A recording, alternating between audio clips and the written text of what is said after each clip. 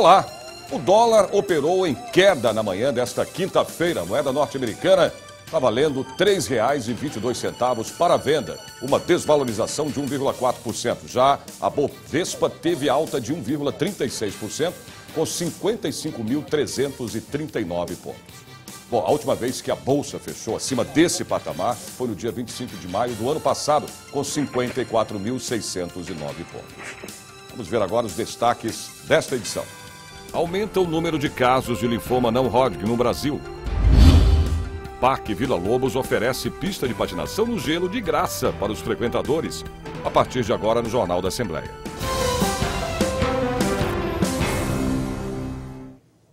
O governo do estado de São Paulo assinou um convênio que beneficia 15 cidades com repasse de recursos. São 38 milhões destinados à agricultura, desenvolvimento econômico, científico e tecnológico, turismo e casa civil.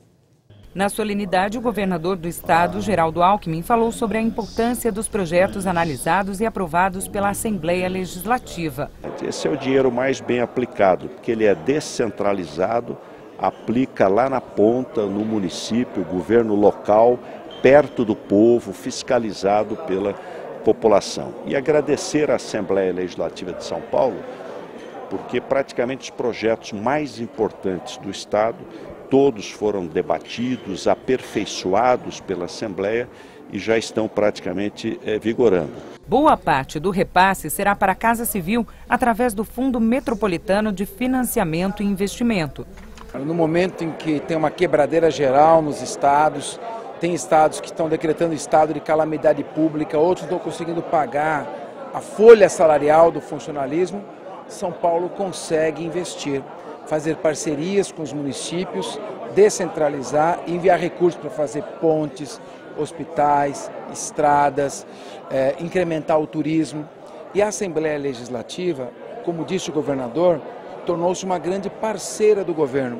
Nós aprovamos todos os projetos enviados pelo governo em tempo recorde, permitindo com isso uma agilidade na administração, sem qualquer tipo de barganha, tomar lá da cá ou qualquer exigência em troca, simplesmente pela consciência do dever de cumprir e de legislar que tem a Assembleia Legislativa. Esse conceito da descentralização, da participação de maneira correta, é o que se tem de melhor para aplicar os recursos frutos dos impostos que as pessoas pagam. São 22 convênios que vão beneficiar 15 municípios do estado. Entre os 38 milhões liberados, 2 milhões vão ser destinados para a construção da ETEC, a Escola Técnica de Itupeva. A Casa Civil fica com 17 convênios e a Secretaria de Agricultura também foi beneficiada. A atividade rural está indo bem no Brasil. Acho que São Paulo nós temos condições de conseguir um incremento desse desenvolvimento e os municípios pequenos, rurais do nosso interior precisam ser vistos com muito carinho e estimulados. Deputados aqui da Assembleia Legislativa também participaram da solenidade. Tanto o serviço, o trabalho da Assembleia, dos deputados, juntamente com o governo do estado e seus secretários, estamos conseguindo fazer São Paulo avançar, né? O caso da minha cidade, Carapicuíba, hoje também assinou um convênio de 16 milhões. Convênio para recapeamento, para recuperar ruas da cidade. Então, quer dizer, um governo que está investindo em São Paulo e cuidando das pessoas, que é o mais importante. Num momento de crise como esse, que os prefeitos acabam enxugando o seu orçamento e sobra pouco para investimentos no dia a dia, assinar um convênio como esse realmente é maravilhoso. Muito bem, vamos agora à previsão do tempo para amanhã, sexta-feira. São Paulo, dia seco, faz sol com poucas nuvens, não chove, hein? A máxima deve chegar aos 29 graus. Campinas, tempo com sol também entre nuvens, esquenta durante todo o dia. A máxima chega aos 30 graus. São José dos Campos, o sol aparece com a presença de nuvens, faz bastante calor durante todo o dia. A máxima prevista chega a 32 graus. Sorocaba, dia de sol com nuvens, a temperatura alcança os 29 graus. Ribeirão Preto, dia bem quente e seco, os termômetros deverão marcar até 33 graus. A falta de chuva em São Paulo prejudica a qualidade do ar, que atinge um nível muito ruim e provoca problemas respiratórios, principalmente nas crianças e também nos idosos. Eu vou conversar agora ao vivo com o repórter Jorge Machado, que está lá na CETESB, para contar para a gente, né, como é que vai ser o tempo nesses próximos dias. Jorge, pode chover aí nesse final de semana, nesses dias aqui em São Paulo?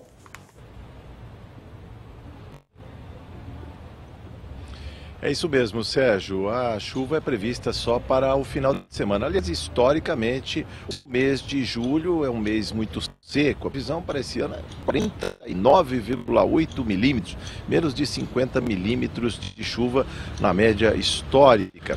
Mas eu vou conversar sobre a qualidade do ar e a falta de chuvas com Maria Helena Martins, que é da Divisão da Qualidade do Ar da CETESB. Maria Helena, a falta de chuvas de alguma maneira prejudica todo o ar da cidade, a movimentação. Os carros estão circulando, as obras estão aí. Esse particulado faz mal para a saúde? Então, nessa época do ano a gente tende a ter uma atmosfera mais estável, com menos ventilação, períodos mais secos. Isso faz com que os níveis de poluentes aumentem, né? A gente pode citar, por exemplo, as partículas, que são as poeiras que a gente respira, e dependendo dos níveis de concentração, esses níveis podem ser prejudiciais à saúde. Atualmente, a região metropolitana, a gente tem a qualidade predominantemente moderada por essas partículas, né? Tem 2 estações com qualidade ruim, que são as estações de Osasco, e a estação localizada na marginal do Tietê. E quando a qualidade do ar está moderada, então as pessoas mais sensíveis, idosos, crianças, pessoas com doenças respiratórias pré-existentes, já pode ter algum sintoma, como tosse seca, cansaço e algum desconforto.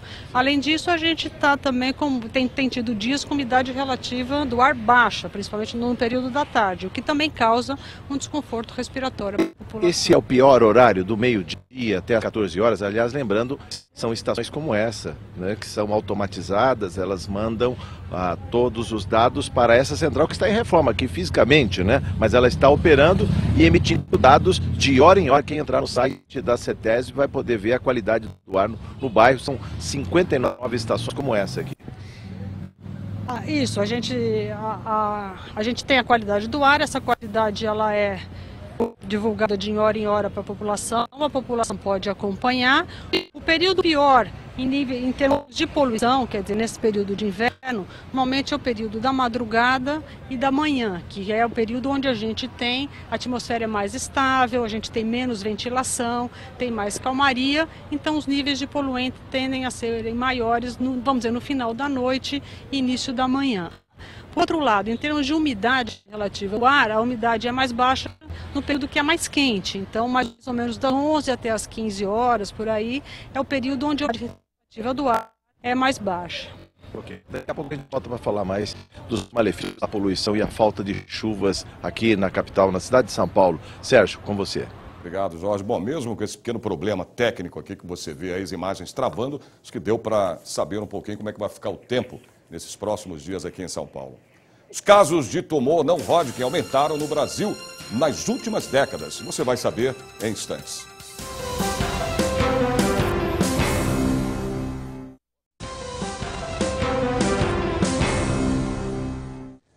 Os casos de linfomas não Hodgkin duplicaram no Brasil nos últimos 25 anos. A doença leva o nome do médico inglês Thomas Hodgkin, que fez o primeiro relato do linfoma no século XIX.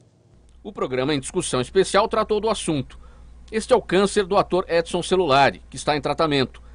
O linfoma não Hodgkin afeta o sistema linfático, por onde circulam os linfócitos, as células de defesa do nosso corpo contra as infecções. Jairo, de 51 anos de idade, teve a doença aos 32 e o primeiro sintoma foi falta de ar. A falta de ar me chamou a atenção, era muito intensa, foi piorando, aí procurei médicos, comecei a fazer os exames. Depois de uma bateria de exames, foi concluído que eu tinha diagnóstico de linfoma não Hodgkin de baixo grau. Os sintomas que o paciente deve observar são linfonodos persistentemente aumentados na região cervical, região axilar, região das virilhas, além de febre inexplicada, perda de peso inexplicado e sudorese noturna, suor à noite. O linfoma não Hodgkin acontece quando as células de defesa do organismo se transformam em malignas. A ciência não conhece as causas da doença.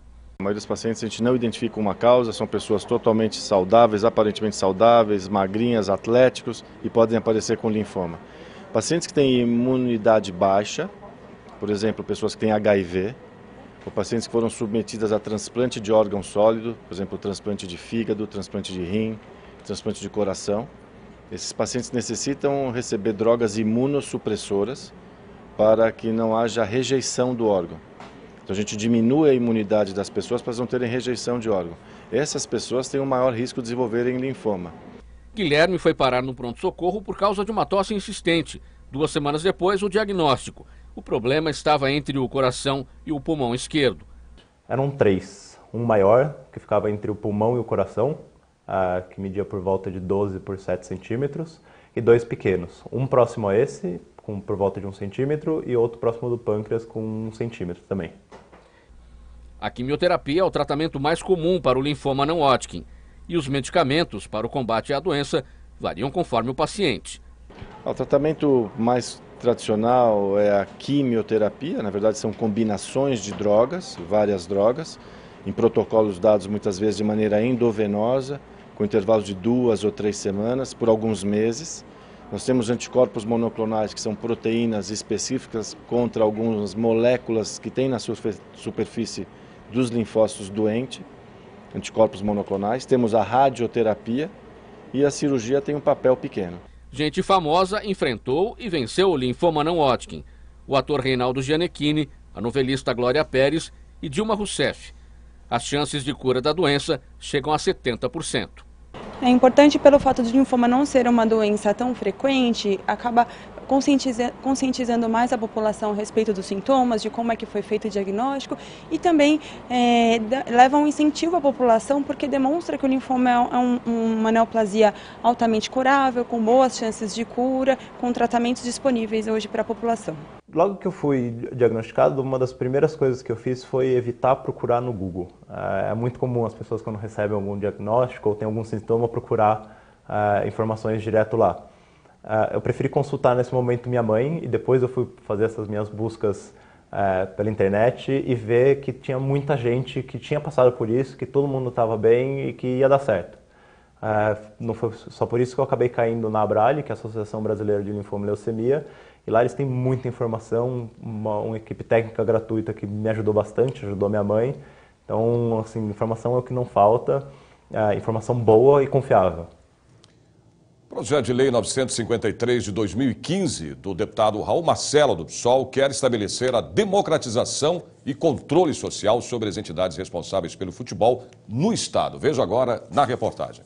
Os demais itens foram aprovados. Um que solicita visitas a estádios com o objetivo de verificar a estrutura deles e a convocação do secretário de Esporte, Lazer e Cultura do Estado para prestar esclarecimentos sobre a denúncia de fraude no contrato para a compra de troféus e medalhas pelo governo e da falta de ação da secretaria na área do esporte.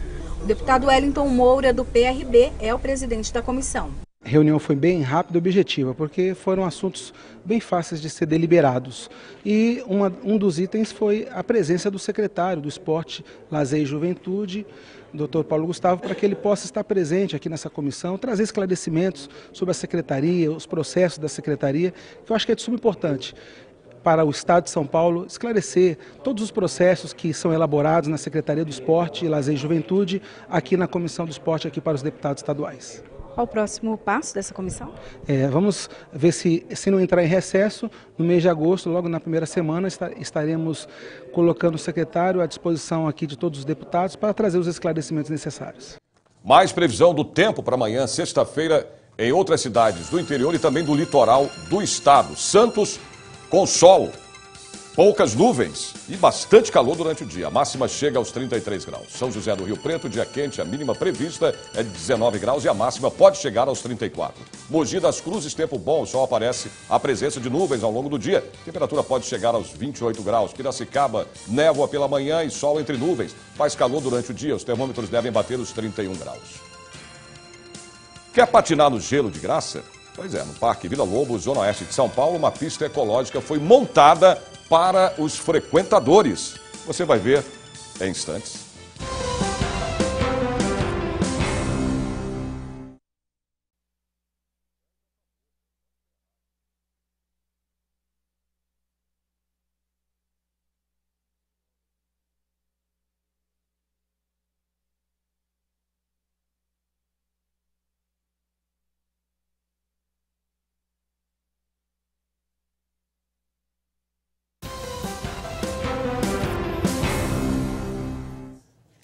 Os sintomas são semelhantes aos de muitas doenças, mas ao dar entrada no pronto-socorro é fundamental que o profissional de saúde perceba imediatamente as evidências de uma infecção tão perigosa que pode causar a morte, a sepse. O paciente chega com febre alta, taquicardia, queda de pressão e alteração de consciência. Sinais de sepse. A sepse é um quadro infeccioso grave. Então, nós temos uma infecção que pode ser de qualquer foco. Pode ser uma infecção na urina, uma infecção no pulmão, né, uma infecção de pele, até uma erisipela, em que, além desse quadro infeccioso, você tem algum outro órgão-alvo. Então, junto com isso, a pessoa tem ou queda de pressão, ou no paciente idoso ele fica um pouco mais confuso.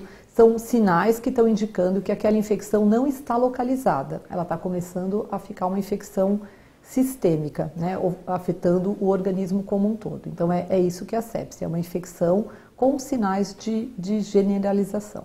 O INCOR, Instituto do Coração do Hospital das Clínicas, desenvolveu um sistema para identificar rapidamente a sepse. A equipe médica foi treinada para fazer o reconhecimento do quadro e entrar com medicação que fica à mão, nesta caixa de emergência. Hoje, sepse está na mesma categoria de gravidade do infarto agudo do miocárdio, aqui no nosso serviço de emergência, porque, inclusive, a mortalidade é bastante semelhante. Então, faz com que o serviço de enfermagem, que é o primeiro contato do paciente, é com o enfermeiro, que vai definir se ele fica ou se ele não fica naquele serviço de emergência, em qual categoria ele se encaixa para ser atendido imediatamente ou se ele vai poder esperar. Então nós tivemos um treinamento que o enfermeiro, por alguns sinais e sintomas, detecta que esse paciente tem sinais de sepse, e daí ele é encaminhado imediatamente ao atendimento médico. E a partir daí nós temos o que a gente chama de um pacote de 6 horas, né? São algumas medidas que devem ser tomadas nestas primeiras 6 horas e isso muda a mortalidade dos pacientes. A sepse é um quadro comum. Os pacientes precisam receber os antibióticos em menos de 60 minutos. O problema é que nem sempre esse atendimento acontece de forma rápida e correta, o que pode agravar o quadro do paciente. A sepse em pacientes idosos, desnutridos e com doenças crônicas pode levar à morte. Segundo o Instituto Latino-Americano de Sepse, o quadro é responsável por 25% dos leitos de UTIs no Brasil e a principal causa de morte nas unidades de terapia intensiva. A sepse mata mais no Brasil que na Índia e na Argentina. Para alertar os profissionais da saúde e a sociedade sobre os perigos desta infecção e a necessidade do atendimento especializado, o deputado Cezinha de Madureira, do Democratas, criou o projeto de lei 323 de 2016, que institui a Semana Estadual de Conscientização sobre a Sepse na segunda semana do mês de abril. Ter uma semana para a sepse seria importante, mas desde que toda uma infraestrutura seja montada para isso. Eu acho que o principal ponto é a educação, é a informação e a educação, né? Os médicos e os enfermeiros têm que aprender a reconhecer esses pacientes para que eles possam ser atendidos. Então, eu acho que essa é a questão principal. Não adianta só instituir a semana com cartazes, isto não vai ter nenhuma eficácia. O que a gente precisa é de educação e treinamento dos profissionais para reconhecer o quadro. Bom, neste período de férias escolares, o Parque Vila Lobos, na zona oeste de São Paulo, montou uma pista de patinação no gelo ecológica. Pois é, crianças e adultos poderão se divertir de graça, veja aí. No Alto de Pinheiros, região oeste da capital, fica o Parque Vila Lobos, que tem 730 mil metros quadrados para o lazer ao ar livre, entre espécies reflorestadas da Mata Atlântica. Tem ciclovia, quadras de esporte, quiosques de alimentação e uma esplanada muito frequentada por skatistas. Mas a razão desta fila é outra. A novidade desta temporada de férias é a pista de patinação no gelo. A procura foi tanta que os organizadores precisaram distribuir senhas, até 1.200 por dia, para acomodar tanta gente. Os pequenos vão mais rápido, né? Os mais velhos têm um pouco mais de dificuldade, mas é engraçado que a gente tem recebido muita gente mais velha que também tem essa curiosidade de como é patinar no gelo, né? Existem monitores, instrutores o tempo todo cuidando da atenção, quer dizer, caiu no chão já recolhe, né? Auxiliando a pessoa a conseguir patinar. Nós vamos esticar mais um dia aí para dar uma oportunidade aí das pessoas que no primeiro dia não conseguiram patinar direito, enfim, durante o período de extensão do projeto aí, vai ter mais essa segunda para conseguir atender todo mundo. A pista é ecológica, usa água de reuso. Recebe crianças acima dos 5 anos de idade e adultos, com direito a kit higiênico, luva, joelheira, tornozeleira, capacetes e botas. Já tentei desistir, mas elas não, tem que ir. Vamos. Você vai voltar para a pista? Você já tentou andar? Não, agora que eu vou, a primeira vez. Os menores podem brincar num trenó, outra novidade pensada especialmente para quem tem animais de estimação. Criamos um trenó. Esse trenó ele é adaptado para receber crianças de até 5 anos e também pet. Ou seja, você pode trazer seu cão e patinar junto com o seu cão. Esse trenó ele é adaptado para cães de até 10 quilos, cães de pequeno porte, e justamente para potencializar o bem da relação entre o pet e a sua família, criando aí um grande evento de férias. A pista atraiu crianças que vieram de outras cidades, como Osasco, onde mora Laíse, que pela primeira vez vai patinar no gelo. Laíse, a mãe dela e a tia vão para a pista. A menina começa se agarrando na proteção e aos poucos vai adquirindo confiança até que o primeiro tombo. Com a ajuda da instrutora Bruna, ela vai dar os primeiros passos. Em virtude da procura, a pista vai ficar montada mais um dia, até 18 de julho, das 11 da manhã até as 7 da noite. Documento com foto e termo de responsabilidade assinado são as exigências. Tudo gratuito, inclusive o estacionamento.